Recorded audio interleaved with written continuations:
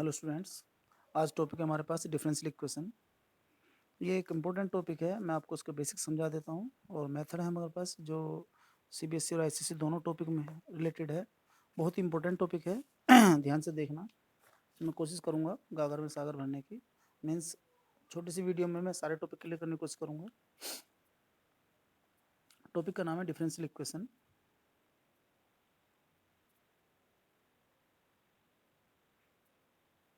देखिए, जनरली आप इक्वेशन जानते हैं। आपके पास जैसे यहाँ पर मैं जो कुछ एग्जाम्पल दे रहा हूँ, पहले आप उसका बेसिक समझ लीजिए। ये लीनियर इक्वेशन है। ऐसे ही ये क्वाड्रिक इक्वेशन है।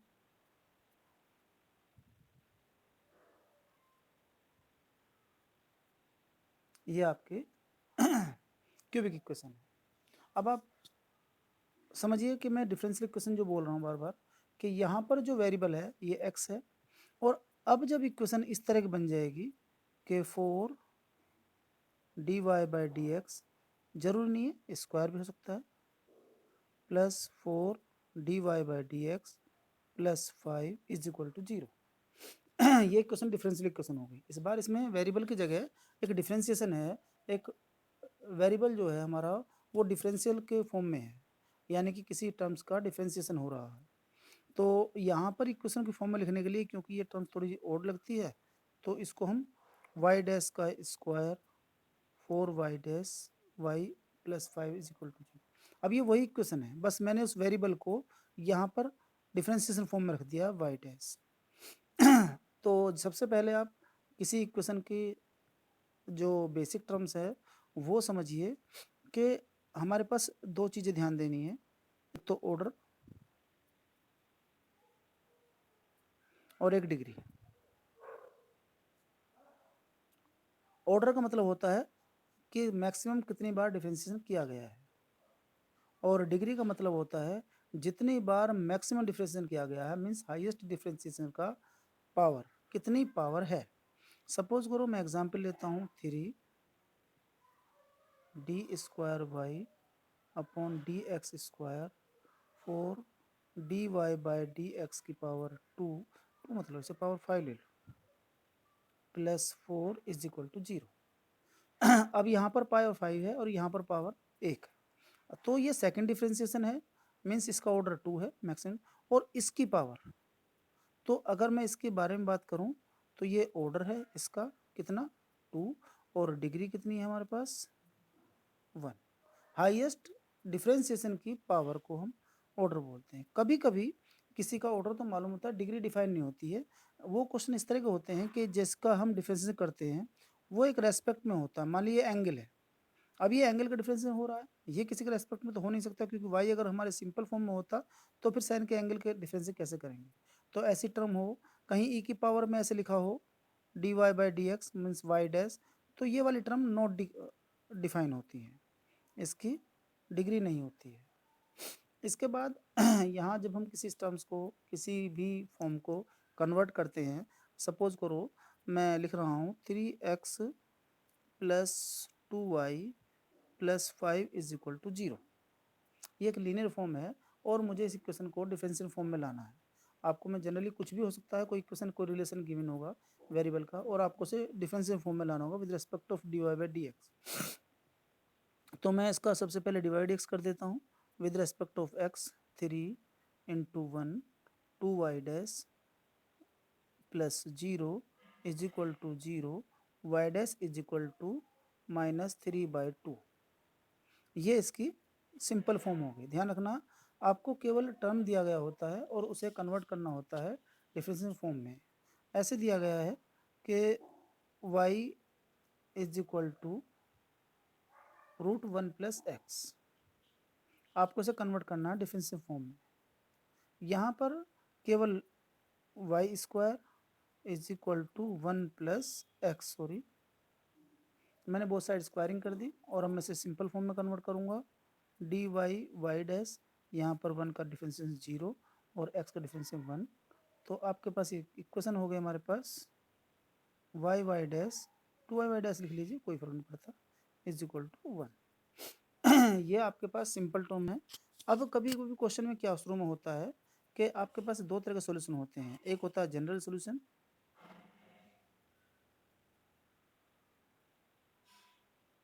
और एक होता है पर्टिकुलर सॉल्यूशन। पर्टिकुलर सॉल्यूशन मतलब होता है कि हमारे पास जो कोई भी टर्म होगी at any instant at any given point, तो जब हम उस गिवन पॉइंट को किसी कंडीशन पर, किसी पॉइंट पर कोई गिवन वैल्यू हो एक्स और वाई सोल्व कर चुके होते हैं, तो जो जनरल सॉल्यूशन में हमारे पास कोफिशिएंट आता है मीन्स सी, और जो उसके आर्बिट्रेरी कांस्टेंट होते हैं, जितने कांस्टेंट होंगे उतने ही उसकी डिग्री होगी। ध्यान रखना, केवल उतनी ही बार उसको डिफरेंशिएट कर सकते हैं, ऑर्डर होगा उतनी बार। अगर किसी का ऑर्डर 3 है, ऑर्डर 3 है, तो इसका मतलब है उसमें मैक्सिमम जो आर्बिट्रेरी कांस्टेंट है, आर्बिट्रेरी कांस्टेंट 3 हो सकते हैं।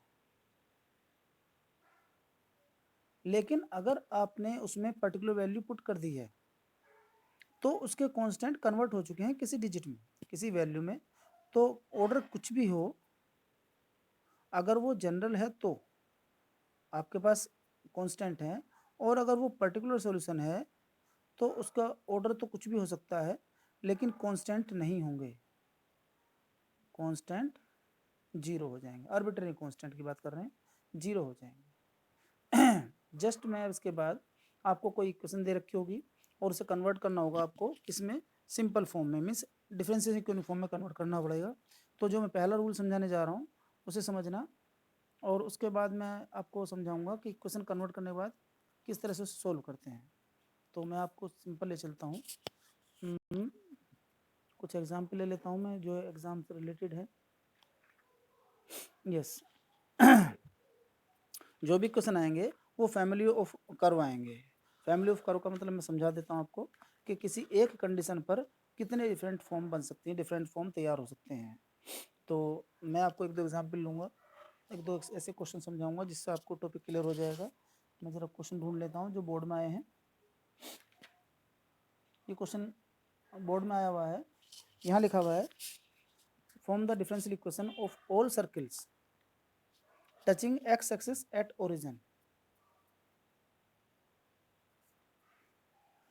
सर्किल को, जो भी सर्कल हैं एक्स एक्स को टच कर रहे हैं, ध्यान देना, एक्स एक्स को टच करने का मतलब होता है कि इस पॉइंट पर एट ओरिजिन लिखा हुआ है, एट ओरिजिन पर टच करेंगे तो सर्किल यहाँ बनेगा, यहाँ भी बन सकता है, ये भी बन सकता है, अच्छा इधर भी बन सकते हैं, क्योंकि पॉइंट ऑफ कॉन्टैक्ट क्या है हमारे पास, ओरिजिन है और एक्स एक्सिस उसकी टेंजेंट है। तो सर्किल इससे टच करके जाएगा तो उसका सेंटर हमेशा वाई एक्सिस पर होगा, कहीं भी हो सकता है। तो जनरली जो उसकी इक्वेशन होगी वो, अगर सपोज करो मैं यहाँ ले लेता हूँ तो यहाँ पर हो जाएगी एक्स जीरो है, जीरो माइनस ए, और वहाँ ले लेता हूँ तो जीरो ए, तो सेंटर पॉइंट इसका आ जाएगा हमारे पास सेंटर जीरो प्लस माइनस ए। और अगर आपको सेंटर पता पड़ गया और रेडियस भी पता पड़ जाएगी, रेडियस इज इक्वल टू हो जाएगी ए। अब आपके पास जो इक्वेशन बनेगी वो एक्स माइनस एच का whole square y minus k whole square is equal to a square, means radius square के फॉर्मूले में जब मैं वैल्यू पुट करूँगा at the centre zero plus minus a, तो इक्वेशन बन जाएगी हमारे पास जीरो एक्स माइनस जीरो का होल स्क्वायर, वाई यहाँ पर माइनस है तो माइनस प्लस हो जाएगा square is equal to a square. ठीक है, ये आपके पास ए स्क्वायर हो जाएगा। अब जस्ट हमारे पास जब ये कंडीशन आ जाएगी तो इसके बाद इसको हम सिंप्लीफाई कर लेंगे, x square y minus plus a का whole square is equal to a square. जब आप इसे सोल्व करोगे तो मुझे इसको जब तक कन्वर्ट करना है डिफरेंशियल फॉर्म में जब तक ए की वैल्यू ना निकल जाए, और ए की वैल्यू निकालने के लिए आप सबसे पहले सिंपलेस्ट फॉर्म में ले जाएं, जितने कोफिशिएंट है केवल उतना ही डिफरेंशिएट कर सकते हैं आप। इसमें एक ही कोफिशिएंट है तो एक ही बार डिफरेंशिएट कर सकता हूँ मैं, तो आप उसे जितनी सिंप्लीफाई कर सकते हैं कर लीजिए, उसमें फ़र्क नहीं पड़ता है। Two y a is equal to a square, a square से ए स्क्वायर कट जाएगा, और यहाँ मैं सिंपल इक्वेशन सोल्व करूँगा तो ये ऐसे आ जाएगी 2x 2y y dash plus 2y, ये तो कांस्टेंट है, और y dash is equal to 0, क्योंकि मुझे तो a की वैल्यू निकालनी है। तो आप समझिए ध्यान से, x plus y y dash upon 2y y dash is equal to, y नहीं आएगा सॉरी, इसमें y डैश ही रहेगा, इज इक्वल टू a। अगर आप चाहो तो इसमें सिंप्लीफाई कर सकते हो, 2 तो हमारा कट गया सॉरी, वाई वाई डैश है, और इसे हम सोल्व करेंगे तो ये ऐसे आ जाएगी, x upon y dash plus y is equal to a। मुझे a एलिमिनेट करना था और a की वैल्यू मैं वहाँ से निकाल चुका हूँ, तो इस इक्वेशन में जो हमारे पास यहाँ है इसे भी रख लेते हैं इस वाली कंडीशन में।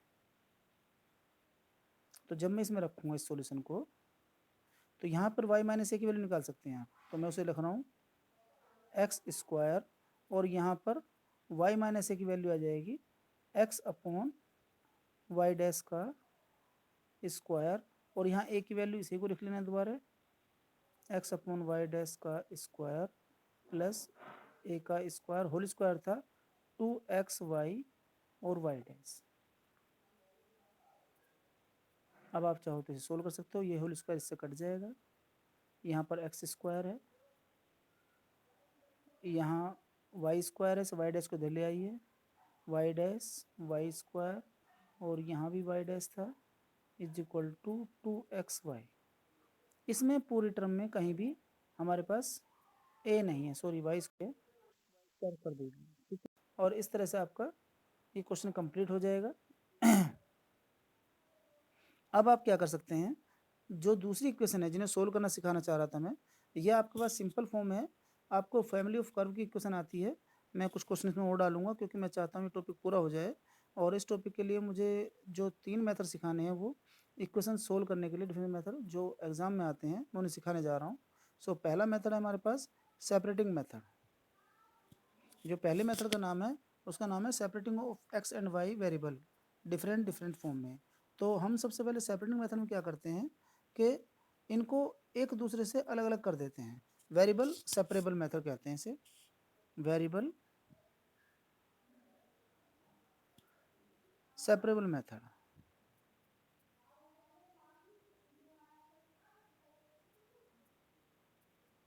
सेपरेबल मेथड, इसमें क्या होगा, आपके पास एक्स वाई की टर्म इस तरह होगी कि वो कन्वर्ट हो सकती है, एक्स एक तरफ वाई एक तरफ, और इसे आप सोल्व कर सकते हैं। जैसे क्वेश्चन दे रखा है 1 माइनस कोस एक्स, ये क्वेश्चन एग्जाम में आया हुआ है इसलिए मैं इसे करा रहा हूँ, डी वाई प्लस माइनस कुछ भी हो सकता है 1 minus cos y d x is equal to 0, और उसने बोला है कि इसे सोल्व करिए, इसको सिंपल फॉर्म में ले आइए रिलेशन को।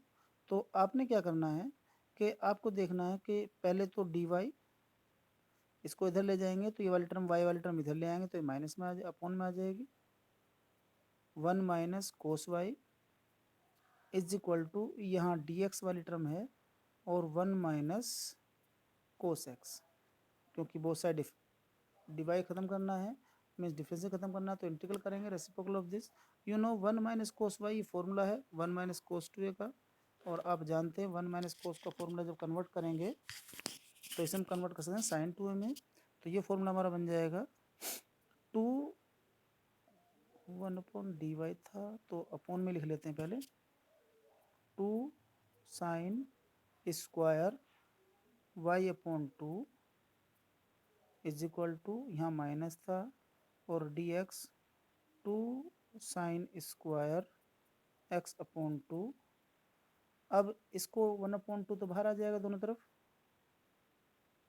और ये फॉर्मूला है हमारे पास cosec square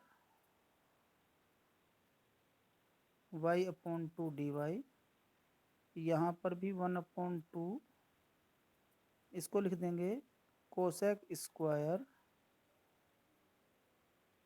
x upon 2 d x. अब आपके पास कोसेक स्क्वायर का फॉर्मूला आपको आता है, और आप इसका इंटीग्रल कर सकते हैं आसानी से, क्योंकि आपको कोसेक स्क्वायर इंटीग्रल इसमें डायरेक्ट फॉर्मूला होता है, उसे आप कन्वर्ट करना चाहे तो कन्वर्ट कर सकते हैं। कभी कभी किसी में कोसेक होता है तो लोग ये कोटेक्स बाई 2 का फॉर्मूला है, और यहाँ क्योंकि 1/2 है तो इसे आप कन्वर्ट कर लेंगे 1/2, यहाँ पर कोट एक्स माइनस में आएगा, इंटू 2 भी आएगा, और ये सॉरी वाई है, y is equal to minus 1/2 cot x by 2 ऐसे आएगा, और प्लस सी। इसको सोल्व कर लीजिए, 2 से डिवाइड कर देंगे, 2 से 2 कट जाएगा, तो यहाँ cot y by 2 plus cot x by 2 is equal to c. 2c है वो कांस्टेंट ही रहेगा, और ये सिंपल इक्वेशन बन जाएगी। आपके पास इसके जो दूसरा मेथड होता है उसका नाम होता है होमोजेनियस इक्वेशन। ये एक इम्पोर्टेंट टॉपिक है, इसका मैं क्वेश्चन चाहता हूँ कि बहुत सारे करे जाएं इसके, तो मैं उसको होमोजेनियस इक्वेशन के मेथड आपको दूसरा वीडियो डाल दूँगा, उसमें आप उसे ध्यान से देखना। और ये क्वेश्चन काफ़ी डिफरेंट फॉर्म में हो जाते हैं, ठीक है ना, तो उसके लिए आपको सेपरेट मेथड से अलग होता है, वो सेपरेट हो नहीं पाते हैं। जो सेपरेट नहीं हो पाएंगे तो उसे कन्वर्ट करने के लिए हमें क्या करना पड़ता है, होमोजेनियस कंडीशन होती है जहाँ पर एक्स और वाई सेम कंडीशन में होते हैं और हम इसे सोल्व नहीं कर पाते हैं, तो उसके लिए हम इसमें क्या करते हैं, होमोजेनियस वाली प्रॉपर्टी लगाते हैं। मैं होमोजेनियस के एग्जांपल देख रहा हूँ 2-4 जो क्वेश्चन सेपरेट नहीं हो पाते हैं होमोजेनियस इक्वेशन, और उसमें हम पहले इसमें मैं एक बार इसी का क्वेश्चन देख लूँ। एक बार 1-2 एग्जाम में क्वेश्चन आए हैं हमारे इस तरह के जिनको कन्वर्ट नहीं कर सकते हैं। सेपरेबल क्वेश्चन था, तो वो क्वेश्चन एग्जाम में, चलो देख लेते हैं। यहाँ पर पहले होमोजेनियस की कंडीशन समझा देते हैं। होमोजेनियस में क्या होता है, होमोजेनियस इक्वेशन, होमोजेनियस फंक्शन। अभी पहले होमोजेनियस फंक्शन समझ लेते हैं क्या होता है। कोई भी function as a f x y, एक आपको इक्वेशन गिवन है, जो भी इक्वेशन हो सकती है, और अगर मैं उसमें x की जगह लैम्डा x और y की जगह लैम्डा y रिप्लेस कर दूं, तो वो लैम्डा एज ए कांस्टेंट के फॉर्म में बाहर आ जाना चाहिए कॉमन। यहाँ पर पावर n हो सकती है, n लिखा करते हैं, और एफ एक्स वाई की टर्म में कन्वर्ट हो जाएगा। तो ऐसे टर्म को हम होमोजेनियस इक्वेशन कहते हैं। मैं एक एग्जांपल दे देता हूँ, dy by d x is equal to x square y square upon x y. ये पहचान जो सिंबल है समझ लो कि ऐसे क्वेश्चन की पहचान ये होती है, इसकी डिग्री 2 है, इसकी भी डिग्री 2 है, और इसकी डिग्री का सम 2 है।